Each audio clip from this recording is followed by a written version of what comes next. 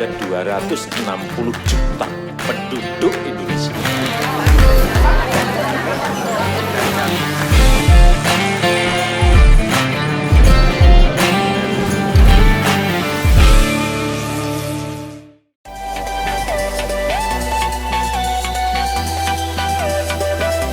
Hingga kini rencana pemindahan ibu kota negara dari Jakarta menuju Pulau Kalimantan masih hangat diperbincangkan. Sebagai salah satu langkah mewujudkan ibu kota baru, sampai dengan saat ini pemerintah dan Dewan Perwakilan Rakyat masih tengah membahas rancangan undang-undang ibu kota negara.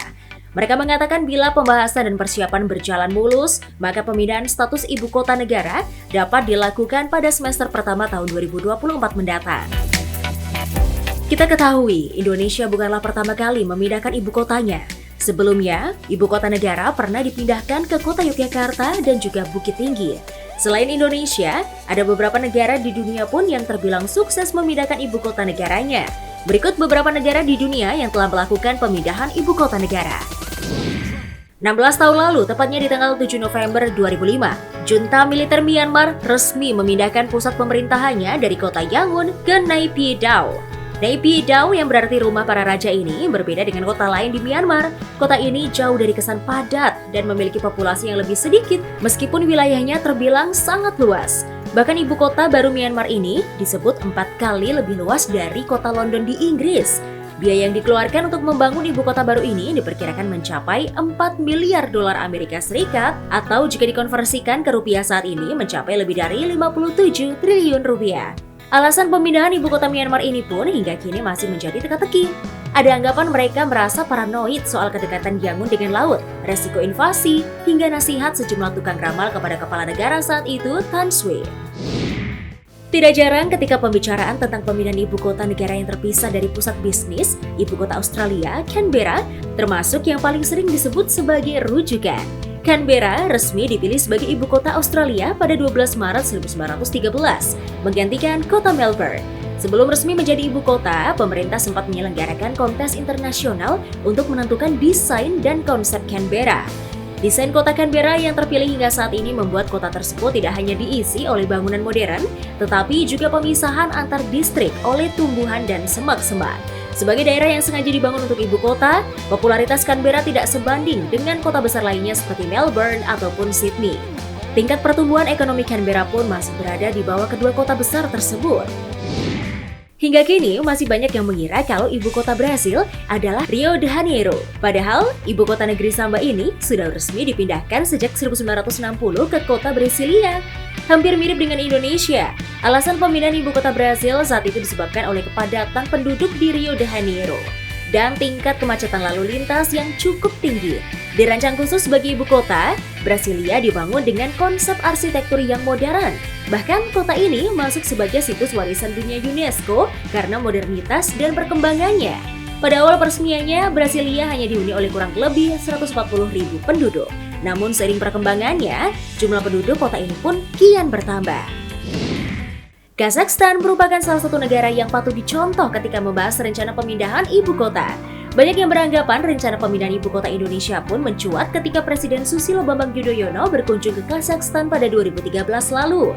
Pemindahan ibu kota dari Almaty ke Astana yang dilakukan pemerintah Kazakhstan pada tahun 1997 lalu dinilai tepat. Terbukti kini Astana telah berkembang menjadi kota yang sangat modern di kawasan Asia Tengah. Tidak hanya sukses berkembang sebagai kota yang maju secara ekonomi dan sosial, Astana juga banyak dihiasi dengan bangunan-bangunan indah yang memberikan kontribusi yang besar bagi kebudayaan dunia. 62 tahun lalu, pemerintah Pakistan memutuskan memindahkan ibu kotanya dari Karachi ke Islamabad. Islamabad dipilih karena kota ini terbilang luas dan memiliki banyak ruang hijau dibandingkan dengan kota-kota lainnya di Pakistan. Uniknya, Islamabad sendiri justru baru mulai dibangun setelah 2 tahun ditetapkan sebagai ibu kota baru. Sesuai master plan yang sudah dibuat sebelumnya, kota ini terbagi atas 8 zona yaitu administrasi, diplomatik, pemukiman, pendidikan, industri, hingga ruang terbuka hijau. Kini Islamabad sudah masuk kategori kota global dan memiliki indeks pengembangan manusia tertinggi di Pakistan. Kota ini juga menjadi kota paling mahal di Pakistan, dengan penduduk sebagian besar adalah warga kelas menengah atas. Islamabad juga diklaim sebagai kota teraman di Pakistan dengan sistem pengawasan yang mengandalkan 1.900 kamera CCTV di berbagai penjuru kota. Itulah beberapa negara yang sudah lebih dulu memindahkan ibu kotanya, pemirsa. Kita tunggu realisasi pemindahan ibu kota di Indonesia. Tentu sembari berdoa jika keputusan ini benar-benar terwujud, semoga bisa memberikan manfaat bagi seluruh rakyat Indonesia.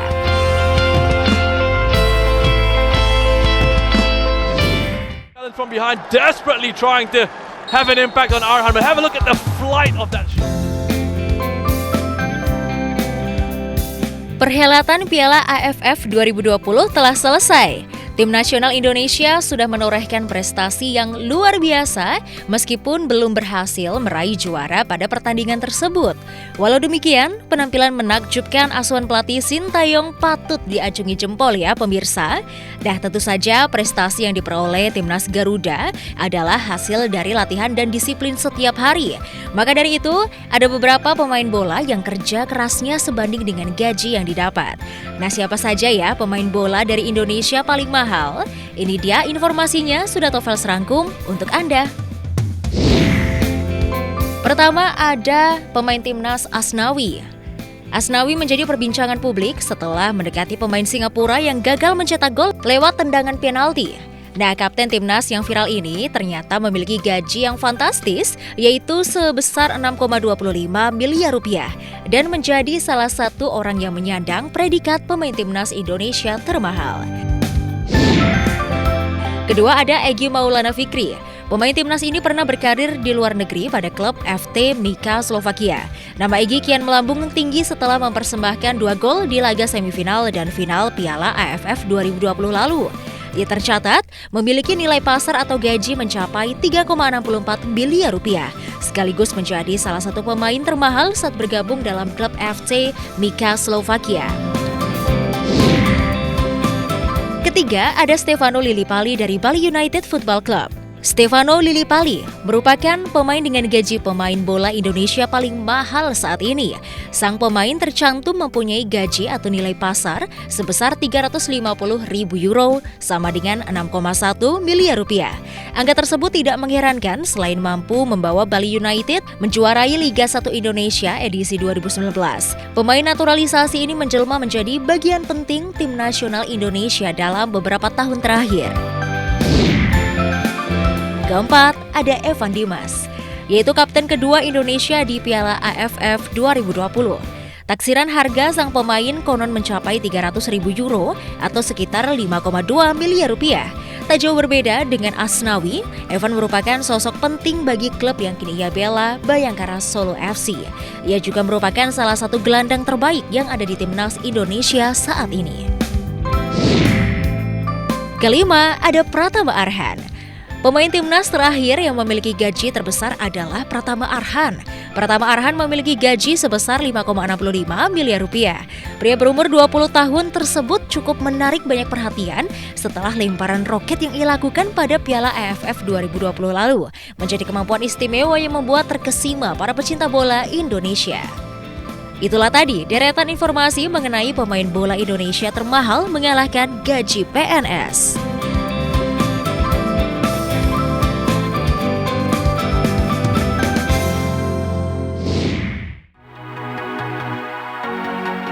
Pembangunan Jakarta International Stadium atau JIS yang berlokasi di Tanjung Priuk, Jakarta Utara terus dikebut.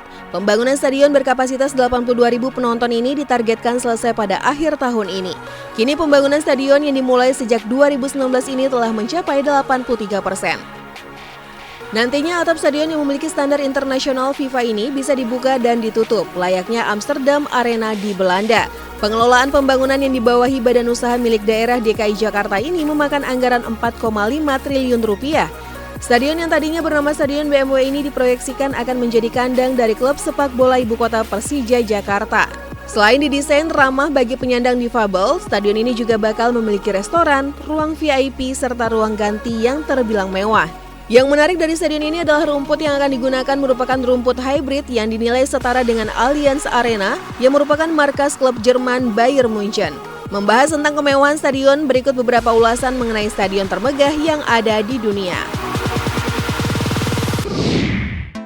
Stadion megah super canggih pertama terdapat di Amerika Serikat. Memakan anggaran sekitar 21,8 triliun rupiah, Stadion Mercedes-Benz yang menjadi markas dari klub sepak bola Atlanta United ini memiliki kapasitas 42.500 tempat duduk. Yang unik dari stadion ini, atapnya bisa dibuka dan ditutup seperti bunga yang sedang mekar. Walau untuk membuka dan menutup atap hanya berkisar 8 menit, jauh lebih cepat dibandingkan Stadion Wembley di Inggris yang membutuhkan waktu 50 menit. Stadion megah dengan berbagai fitur teknologi ini memiliki papan skor raksasa yang bisa berputar 360 derajat. Berikutnya ada stadion tertua di dunia, Wembley Stadium yang berada di kota London, Inggris. Diklaim sebagai tempat olahraga terbesar di Inggris, stadion ini memiliki kapasitas penonton mencapai 90.000 tempat duduk. Telah mengalami beberapa kali renovasi, stadion ini telah menghabiskan dana sekitar 21,8 triliun rupiah. Kini stadion yang pertama kali dibangun pada 1923 lalu ini memiliki banyak fasilitas mewah, mulai dari restoran, toko souvenir, hingga ruang khusus untuk tamu kehormatan kerajaan Inggris. Stadion megah kebanggaan masyarakat Jerman yang menjadi markas dari klub Bundesliga Bayern Munchen ini memang terlihat mentereng. Setelah mengalami beberapa renovasi, stadion yang telah menghabiskan dana hingga 19 triliun rupiah ini dilengkapi dengan beberapa fitur canggih. Lapisan luar stadion ini memiliki lebih dari 1.000 panel lampu yang bisa membuat stadion ini menyala dengan berbagai warna. Stadion yang kerap digunakan untuk pertandingan-pertandingan besar dunia ini sanggup menampung 70.000 penonton. Stadion megah berikutnya adalah Tottenham Hotspur Stadium. Stadion milik klub sepak bola Inggris Tottenham Hotspur ini memiliki daya tampung 62.000 penonton. Stadion ini memiliki 4 buah layar skor terbesar di Eropa yang masing-masing berukuran 325 meter. Dengan berbagai fasilitas penunjang yang mewah, stadion yang resmi dibuka pada 2019 ini memakan biaya pembangunan sekitar 18 triliun rupiah.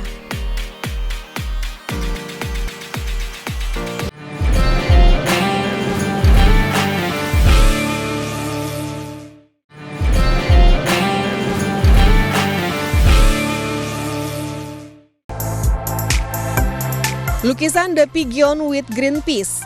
Pablo Picasso adalah pelukis yang sangat berbakat dengan berbagai karya lukisannya yang indah dan berharga sangat mahal. Tak hanya menarik minat kolektor, namun juga membuat perampok ingin mencurinya.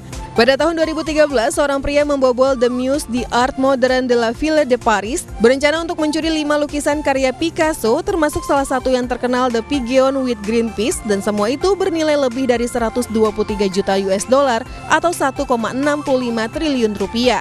4 lukisan berhasil diamankan dan pencurinya juga berhasil ditangkap, namun The Pigeon with the Greenpeace tidak pernah ditemukan hingga kini. Lukisan The Concert. Johannes Vermeer adalah pelukis asal Belanda yang terkenal akan kehati-hatiannya dalam membuat sebuah lukisan yang menggunakan warna-warna mahal dan pencahayaan yang baik dalam setiap karyanya. Ia menciptakan The Concert pada tahun 1664 yang ditemukan pada tahun 1892 dan dipamerkan di Museum Isabella Stewart Garden, Boston. Pada tahun 1990, seorang pria yang menyamar menjadi polisi membobol museum tersebut dan mencuri beberapa lukisan bersejarah. Salah satunya The Concert milik Vermeer yang sekarang harganya ditaksir mencapai 300 juta US dollar atau setara dengan 4,02 triliun rupiah. Hingga kini lukisan tersebut masih belum ditemukan. The Sliny Salt Cellar. Tempat untuk garam dan merica bagi kaum bangsawan zaman dulu tidak cukup hanya dengan menggunakan bahan biasa. The Sliny Salt Cellar adalah tempat untuk garam dan merica yang diciptakan Benvenuto Cellini untuk Raja Prancis pada tahun 1500-an. Sayangnya tempat garam setinggi 15 inci ini dicuri pada tahun 2003 saat dipamerkan di sebuah museum di Wina, Austria. Beruntung pihak kepolisian segera menangkap pencuri dan berhasil mengamankan barang bukti yang ditaksir harganya sekitar 57 juta US dollar atau sekitar 871,4 miliar rupiah. Berlian senilai 15 triliun rupiah dicuri dari Museum Jerman.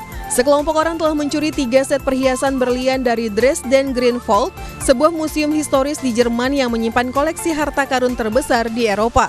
Menurut laporan beberapa media lokal, perhiasan yang dicuri juga meliputi sejumlah batu rubi, zamrud, dan safir. Sekelompok pencuri masuk ke museum melalui jendela, memecahkan etalase kaca dan menggasak sejumlah perhiasan. Di lokasi terpisah dekat museum, pemadam kebakaran dikerahkan untuk memadamkan api di sebuah panel listrik. Terdapat spekulasi api tersebut memadamkan sistem alarm Green Vault sehingga pencuri dapat masuk dengan bebas. Meski diestimasi memiliki nilai hingga 15 triliun, Ackerman, Kepala Museum Nasional Dresden, menegaskan 3 set perhiasan berlian itu tak ternilai harganya. Ia menekankan bahwa nilai budaya dan historis 3 set perhiasan itu jauh lebih besar dari harga nominalnya. The Mona Lisa. Lukisan legendaris milik Leonardo da Vinci ini selesai dibuat antara tahun 1503 hingga 1506. Lukisan ini diakuisisi oleh Raja Prancis dan sejak tahun 1797 sudah ditampilkan di Museum Louvre, Paris. Pada tahun 1911, Mona Lisa menghilang akibat dicuri oleh Vincenzo Perugia yang bekerja sebagai pegawai di museum tersebut. 2 tahun kemudian, Mona Lisa ditemukan dan dikembalikan ke Museum Louvre. Pada saat itu, lukisan bergambar wanita dengan ekspresi penuh dengan teka-teki ini bernilai 100 juta US dollar atau 1,34 triliun rupiah. Sekarang diperkirakan nilainya mencapai lebih dari 2 miliar US dollar atau lebih dari 26,8 triliun rupiah.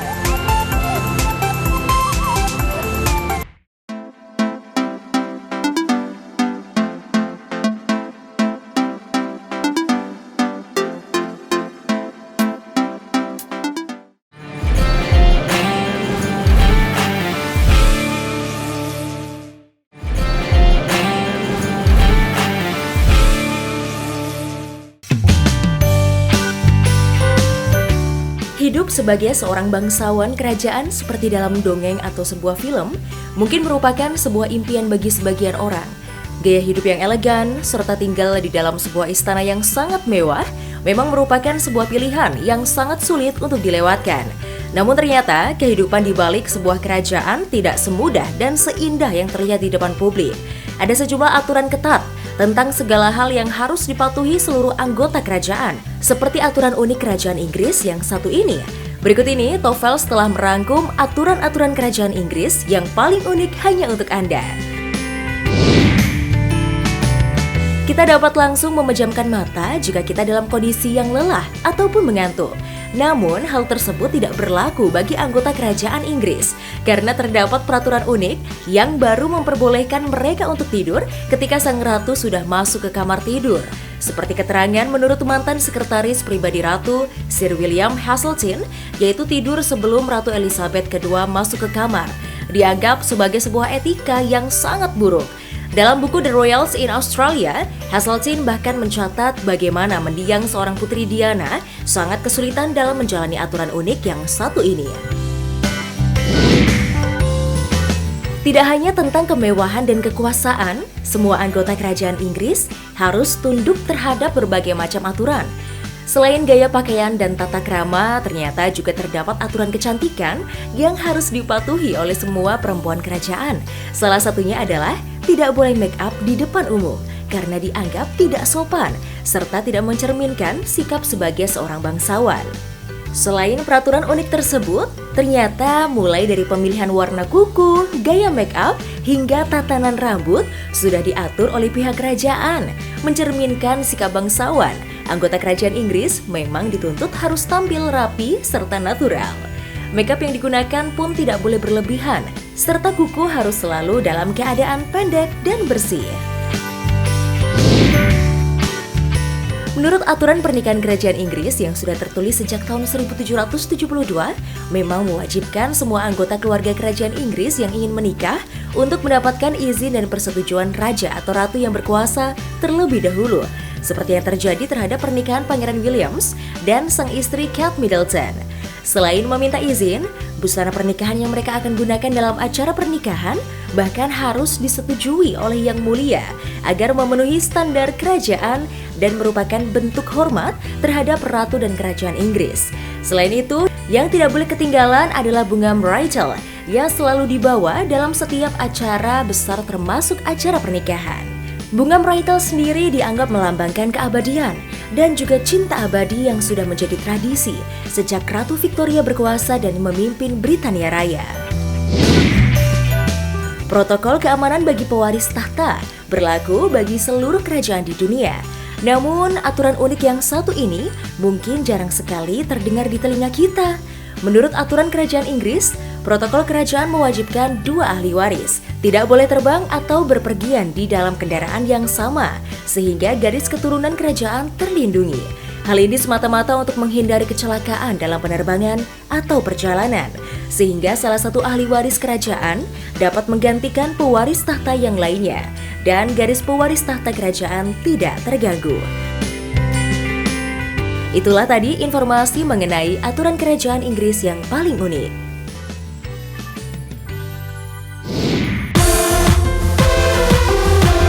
Di dunia ini menyimpan banyak misteri. Salah satunya adalah mengenai bangunan-bangunan megah yang sampai saat ini tidak diketahui bagaimana cara membangunnya. Bahkan di masa itu tidak ada alat bantu berat seperti saat ini. Lalu dengan apa mereka membangun kuil megah dengan batu seberat ratusan ton? Berikut informasi tentang teknologi zaman dahulu yang tidak bisa ditiru orang zaman sekarang. Pertama, di dekat piramida Djoser di Mesir, para arkeolog menemukan Serapeum, yaitu terowongan yang terdiri dari 24 sarkofagus seberat 70-100 ton. Semua kotak ini dipahat dari bongkahan granit dan diberi penutup berat. Dindingnya sehalus kaca dan bentuknya sangat simetris. Dengan teknologi seperti sekarang pun, hal ini sangat sulit dilakukan. Tapi orang Mesir kuno bisa melakukannya, pemirsa. Berikutnya ada cawan Lycurgus yang memanfaatkan teknologi nano kuno. Cawan ini terbuat dari kaca yang dapat berubah warna jika mendapatkan sorotan cahaya. Saat disorot cahaya dari depan, warna cawan akan berubah menjadi hijau. Namun jika cahaya dari belakang, cawan akan berubah menjadi warna merah tua. Dalam cawan ini terdiri dari emas, perak, tembaga yang dicampur dalam matriks kaca yang membuat perubahan warna. Menariknya, bahan ini adalah dari emas dan perak yang dihaluskan menjadi debu halus loh pemirsa. Kemungkinan besar para ahli zaman dahulu tahu rahasia besar mengolah karya api. Bangunan kuno Baalbek di Lebanon tetap berdiri kokoh, dibangun pada zaman Kekaisaran Romawi. Tempat ini adalah fenomena arkeolog penting dalam sejarah manusia. Ada sebuah kuil bernama kuil Jupiter yang paling menakjubkan. Penduduk Kekaisaran Romawi percaya bahwa kuil ini memegang kekuatan petir dan guntur. Bangunan ini mirip platform dengan 54 kolom yang menopang atap megahnya. Namun saat ini kita hanya mampu melihat 6 kolom saja yang masih kokoh.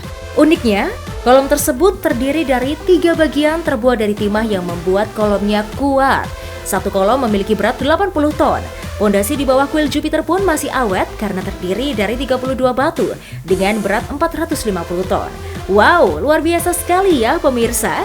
Pada pondasi kuil juga masih terdapat 30 batu kapur jumbo masing-masing seberat 800 ton. Lalu bagaimana para pekerja menggarap bangunan megah ini ya? Sampai saat ini pun para ilmuwan belum mengetahui pasti bagaimana orang zaman dahulu membangun kuil Jupiter ini. Terakhir, ada seorang seniman bernama Antonio Stradivari yang hidup sekitar tahun 1644 hingga 1737 silam. Seniman asal Italia ini dikenal sebagai pembuat alat musik. Ratusan karyanya masih ada sampai sekarang, termasuk 500 biola yang sampai saat ini masih utuh. Biola yang dibuat Antonio sangat jernih dan menghasilkan suara unik yang sangat indah. Sampai saat ini pun para seniman musik modern tidak mengetahui jawaban pasti dari pembuatan biola karya Antonio Stradivari tersebut. Nah pemirsa, itulah tadi deretan informasi mengenai teknologi canggih zaman dahulu yang tidak bisa ditiru orang zaman sekarang.